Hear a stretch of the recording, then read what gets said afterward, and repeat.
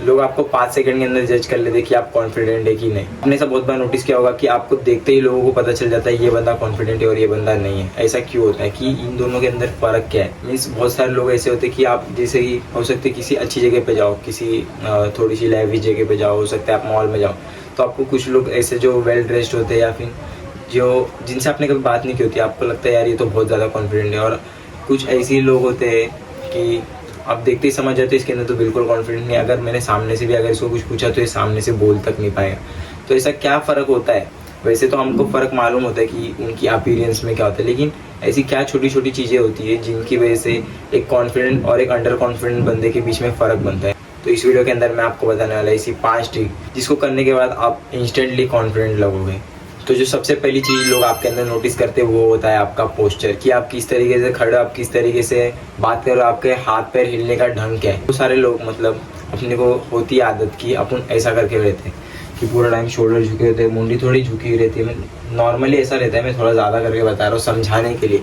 लेकिन जब भी आप किसी को देखते हैं कि वो स्टैंड स्ट्रेट खड़ा है, उसकी चिन अप है, शोल्डर बैक है, तो वो आपको बहुत ज़्यादा कॉन्फिडेंट लगता है। मीन्स उसके पोस्चर में होता है कि कुछ लोग बहुत डर डर के चलते हैं, एकदम हाथ पैर हिलते नहीं है, पैर एकदम कंट्रोल के अंदर नहीं होते। लेकिन कुछ लोग होते हैं कि जो एकदम अच्छे से चलते, जिनके शोल्डर्स मूव कर रहे होते हैं, जिनके बोलने में एक स्लोनेस होती है। तो सबसे पहला चीज़ आता है पोस्चर, कि आपको अपना पोस्चर को करेक्ट करना पड़ेगा। नो मैटर आप कहाँ पे खड़े हो, आप कॉलेज में हो, स्कूल में हो, किसी इवेंट में हो, या फिर आप हो सकते हैं किसी गंदी जगह पे भी खड़े हो, लेकिन आपका पोस्चर बहुत ज़्यादा मैटर करता है। अगर आप खराब जगह पे, किधर कंस्ट्रक्शन वर्क चल रहा है, वहाँ पे कोई कंस्ट्रक्शन वर्कर है, वो अगर अच्छे से खड़ा है तो आपको इंस्टेंटली मालूम पड़ जाता है कि ये कोई स्ट्रॉन्ग पर्सनैलिटी, ये कोई स्ट्रॉन्ग पर्सन है। लेकिन वहीं पे अगर आप किधर लैविश जगह पे चले जाओ, किसी मॉल में चले जाओ, किसी मूवी थिएटर में चले जाओ, अगर आप किसी बंदे को इस तरीके से खड़े देखते हो तो क्या आपको वो कॉन्फिडेंट लगेगा? नहीं लगेगा। ये सिर्फ आपकी बात नहीं है, आप दूसरे को देखोगे वो भी यही समझेगा, और सामने वाला अगर आपको देख रहा है तो वो भी यही समझेगा। आपको भले वो चीज़ पता ना चले, लेकिन सामने वाले को मालूम पड़ेगी। तो अभी से इस चीज़ के ऊपर ध्यान देने लगो, पोस्चर को धीरे धीरे करेक्ट करो। थोड़े टाइम के अंदर आप धीरे धीरे करके, मीन्स थोड़े टाइम के अंदर आप धीरे धीरे करके अपना पोस्चर करेक्ट कर लोगे, जिसके बाद आपकी एक अलग ही पर्सनैलिटी बाहर आएगी। तो किसी से भी आई कांटेक्ट करने से मत डरो, ठीक है? आपको किसी से डरने की ज़रूरत नहीं है। बहुत बार ऐसा होता है कि लोग बहुत ज़्यादा डरे हुए रहते हैं, आई कांटेक्ट नहीं करते। जैसे कि अगर समझो आप यहाँ खड़े और मैं ऐसे साइड में देख के चल रहा हूँ, मैं मोबाइल में देख के चल रहा हूँ, ताकि मेरा आपके साथ आई कांटेक्ट ना हो जाए, ताकि आपके साथ आई कांटेक्ट करने की मैं तकलीफ जो है, मीन्स जो एक ऑकवर्ड सिचुएशन होती है, मैं इसको स्किप कर दूँ।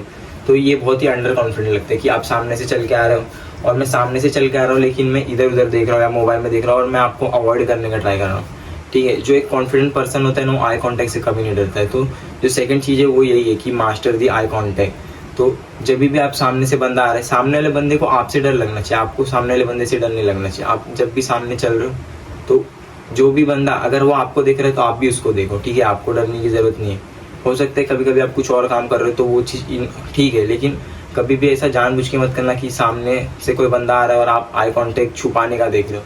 कभी भी ऐसा मत करना, एक स्ट्रॉन्ग पर्सन कभी ऐसा नहीं करता। तो अब मैं आपको बताता हूँ एक परफेक्टली आई कांटेक्ट कैसे करना है। तो आई कांटेक्ट करने में ऐसा किसी कोई बड़ी बात नहीं है, इसको प्रैक्टिस करना सबसे ज़्यादा ज़रूरी होता है। तो जब आई कांटेक्ट करना एकदम सिंपल है, ठीक है? अभी आपको किसी ने होल्ड कर दिया, आपको किसी ने रुका दिया, तो आप उनके आंखों में आंखें देख के बात करो। आप सीधा उनको देखो, उनके आइज़ में देखो। अगर आप आइज़ में नहीं देख पा रहे हो तो आप इधर देख सकते हो, इधर देख सकते हो, लेकिन मेंटेन करो कि आप इधर उधर ना देख रहे हो। आपको 20-80 रूल यूज़ करना है।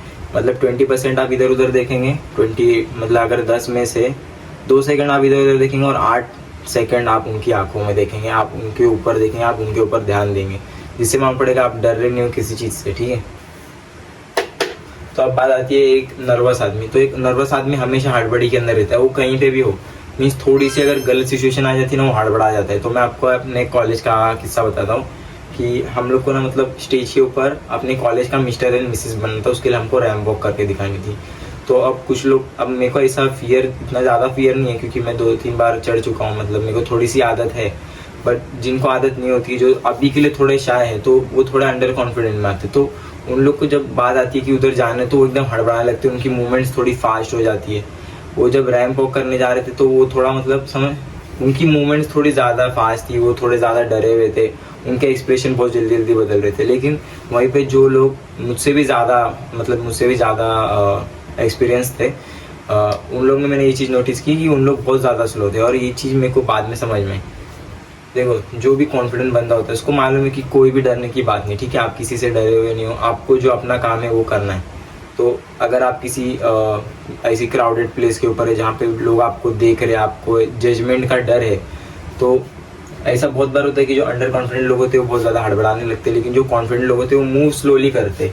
तो जब बात आती है रैंप वॉक की, तो मैं वापस उस बात पे आता हूँ। तो रैंप वॉक के टाइम पे क्या हो गया था, जो लोग डरे हुए थे उन लोग ने फटाफट वॉक की, उन लोग ने अपना वो कॉन्फिडेंस दिखाया नहीं जो उन लोग बाहर देखते थे, वो बस लोगों को देख के डर गए। लेकिन जो कॉन्फिडेंट लोग थे उन लोग ने अपनी वॉक बहुत अच्छे से कंप्लीट की, इन लोगों ने स्लो मो किया, वो लोग आ गए स्टेज के, सब लोग से ऐसा आई कांटेक्ट रखा, सब लोग को वेव दिया, हाथ से वेव दिया, घूमे फिर उनसे बात की। मीन्स वो लोग डरे हुए नहीं थे, उन लोग स्टेज पे खड़े होने को डर रहे नहीं थे। यही बात आती है एक कॉन्फिडेंट और एक अंडर कॉन्फिडेंट लोग की। जैसे ही अंडर कॉन्फिडेंट लोग किसी भी सिचुएशन में पहुंचते हैं उन लोग बहुत ज़्यादा हड़बड़ाने लगते, बहुत जल्दी जल्दी करने लगते हैं, उन लोग अपना टाइम नहीं लेते। वहीं पे कॉन्फिडेंट लोग ऐसा नहीं करते। तो अब आती है फोर्थ चीज़ और आती है नेक्स्ट चीज़, वो आती है रिलैक्स योर फेस। तो जो भी कॉन्फिडेंट लोग होते हैं वो अपने फेस को बहुत ज़्यादा रिलैक्स रखते हैं। हमेशा से एक छोटी सी एक हल्की सी स्माइल होती है, एक वार्म स्माइल होती है जो सबको अच्छी लगती है। अब मैं इस तरीके से बात कर रहा हूँ तो कुछ लोगों को बहुत ज़्यादा अच्छा लग रहा होगा कि मैं इतने अच्छे से बात कर रहा हूँ, मैं स्माइल देके बात कर रहा हूँ, तो कुछ लोगों को ऐसा पर्सनल लगता है। वहीं पे जो कुछ लोग रहते हैं जिन लोगों को ज़्यादा कम्युनिकेट करने का मतलब नहीं होता, उन लोग हमेशा ऐसा रहते हैं, आते लोग बात करते हाँ ऐसे ऐसा करते और कुछ भी हाथ मूवमेंट नहीं रहता है, ठीक है, फेस एक्सप्रेशन जीरो। मीन्स आप क्या बात करना चाहते हो ये भी नहीं लगता है। अब वहीं पे देखो, आप चाहते हो कि आप किसी से बात करो, आप किसी से फ्रेंडशिप बढ़ाओ, तो आप जाते हो, आप एक बार कन्फ्रंट करने का कोशिश करते हो, आप नॉर्मली फेस एक्सप्रेशन रखते हो, आप बिल्कुल भी मुंह पे स्माइल भी नहीं रखते हो, आप जाके बात करते हो, सामने वाला पर्सन आपसे बिल्कुल भी इंटरेस्टेड नहीं होता है बात करने, बिकॉज आपसे वो वाइब भी नहीं आ रही होती। वहीं पे अगर कोई बंदा आता है, थोड़ा सा मतलब हल्का सा मूवमेंट है उसकी बॉडी के अंदर, जो थोड़ा हिल डुल रहा है, ऐसा लग रहा है कि जिंदा है, और वो स्माइल लेके बात कर रहा है कि हेलो आपका नाम क्या है, सेम कॉलेज या फिर सेम इंस्टीट्यूशन, आपने कौन सा सब्जेक्ट लिया, थोड़ा इधर उधर का बात, आपको क्या करना पसंद है नहीं पसंद है, या फिर कोई और सवाल जो भी आपकी फील्ड में हो जो आपको पता हो, मैं कुछ अलग बोल रहा हूँ, लेकिन एक स्माइल लेके बात करने वाला आदमी हमेशा अप्रोचेबल लगता है। अगर मैं ऐसा पूरा टाइम ऐसा रहता हूँ कि सब ग्रुप्स के अंदर हंस के बात कर रहा हूँ, तो अगर अब किसी को मुझसे बात करनी तो उसको मालूम है ये बंदा बहुत स्माइल से बात करता है, सबसे अच्छे से बात करता है, पोलाइटली बात करता है, तो कोई मुझसे बात करने मतलब किसी को अगर मुझसे बात करने आना होगा तो वो हेजिटेट नहीं करेगा। वहीं पे कुछ लोग रहते हो जो किसी से ज़्यादा बात नहीं करते, बहुत ज़्यादा ऐसा, वैसे वो रूड नहीं होते लेकिन ऐसा लगता है रूडनेस से, मतलब हमेशा ऐसे चुप रहते, ज़्यादा कुछ बोलते नहीं, तो ऐसा सबको ऐसा लगता है कि इसको बात करना ही नहीं, इसको बात करने का मन ही नहीं है। तो अगर उनको अगर आपकी अपीयरेंस अच्छी लगे या फिर आपके लुक्स अच्छे लगे तो भी वो आपसे सामने से आके बात नहीं करते। और यही कुछ रीज़न होता है कि कुछ लोग का सर्कल बहुत ज़्यादा बड़ा होता है, उसके अंदर मीन्स कुछ लोग का जो कॉलेज का टाइम होता है उसके अंदर उनकी ज़्यादा फीमेल से बात नहीं होती, क्योंकि उनका वैसा अपीयरेंस ही नहीं होता है कि सामने वाला उनके साथ थोड़ा कंफर्टेबल हो जाए। वैसे ये बात कोई बड़ी नहीं है, पर ये भी एक छोटा स्टेप है कि आप क्यों ज़्यादा इंटरेक्ट नहीं कर पाते बाकी लोगों से। जैसे आप बाकी लोग से बात करोगे वैसे उनके ग्रुप के लोग भी आपके साथ बात करना चालू कर देंगे।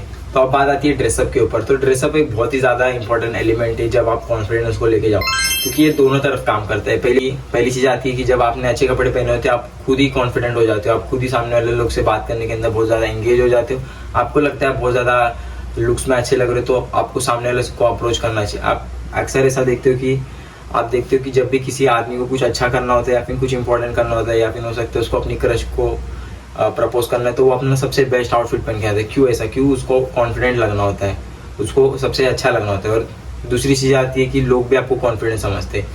तो अगर इसके पहले जब मैंने टी शर्ट पहना हुआ था, तो फिर अगर मैं टी शर्ट पहन के कॉलेज जाऊँ तो फिर वो थोड़ा सा ऐसी बात नहीं है, थोड़ा ये लगता है इन्फीरियर लगता है, लेकिन एक तरीके से देखने जाओ तो फिर जगह के हिसाब से कपड़ा, मीन्स अगर आप कॉलेज स्टूडेंट हो तो फिर थोड़ा शर्ट ज़्यादा अच्छे लगते हैं कॉलेज के अंदर जो थोड़े से टाइप के होते हैं। बाकी आप कहीं पे घूम रहे हो तो टी शर्ट थोड़ा ज़्यादा अच्छा लगता है, ओकेशनली टी शर्ट ज़्यादा। जो दूसरी चीज़ आती है वो आती है कि लोग आपको ज़्यादा कॉन्फिडेंस समझते हैं। जब भी आप लोग आपको देखते हैं कि आप अच्छे से ड्रेसअप हो, आपने जो अपर पहने उससे मैच करने वाला लोअर पहने, आपने शूज़ अच्छे पहने, नीट एंड क्लीन पहने, तो लोग भी आपको एक कॉन्फिडेंट पर्सन समझते हैं। आप और जब लोग आपको कॉन्फिडेंट समझते हैं, आपसे आके बात करते हैं, आपका कॉन्फिडेंट अपने आप ही ऊपर हो जाता है। तो फिर ऐसी बात नहीं कि आपको महंगे कपड़े पहनने या फिर आपको महंगे कपड़े खरीदने या फिर आपको सबसे ज़्यादा ब्रांडेड ही चीज़ें चाहिए। आपको बस एक परफेक्ट फिटिंग, अपने बॉडी टाइप के ऊपर जाने वाले कपड़े और वो नीट एंड क्लीन होना चाहिए, बस इतना ही चाहिए।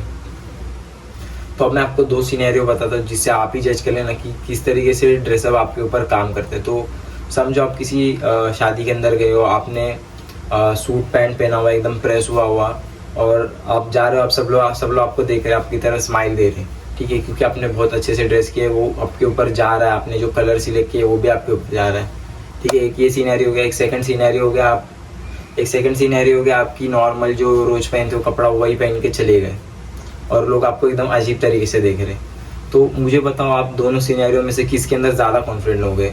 तो मुझे मालूम है मोस्ट ऑफ दी लोग का आंसर वो नहीं होगा, और जो सेकंड वाला हो सकता है थोड़ा ज़्यादा कॉन्फिडेंस वाला हो, जिसको इन सब चीज़ों से मतलब ना पड़ रहा। साइकोलॉजी जो फर्स्ट वाला पार्ट है वो हमेशा ही ज़्यादा कॉन्फिडेंट लगेगा। तो एक बार रिकैप कर लेते हैं। तो जो सबसे पहली चीज़ आती है वो आती है आपको अपना पोस्चर अच्छे से रखना है, चीन ऊपर, shoulder back, stand straight. Second चीज़ आती है आई कांटेक्ट, हमेशा आई कांटेक्ट मेंटेन करो, 3-4 सेकंड का आई कांटेक्ट हमेशा रखो, मेल हो फीमेल हो दोनों चलेगा।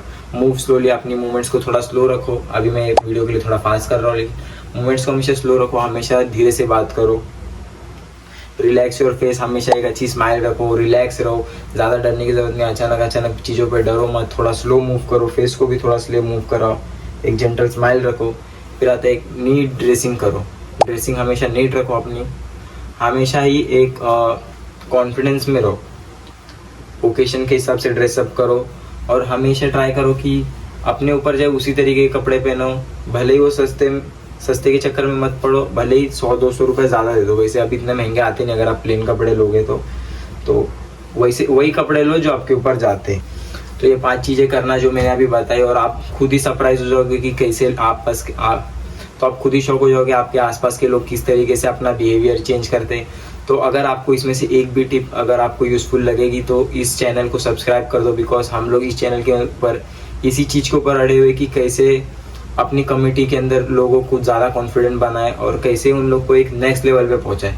तो अगर आप भी अपने जर्नी को आगे बढ़ाना चाहते हो, या फिर आप चाहते हो कि आप एक जगह पे कभी स्टक ना हो, क्योंकि हमारे चैनल का यही मोटिव है कभी भी एक जगह पे नहीं रुकना है, हमेशा ग्रो करते रहना है, भले ही किसी भी चीज़ में हो ग्रो करते जाना है।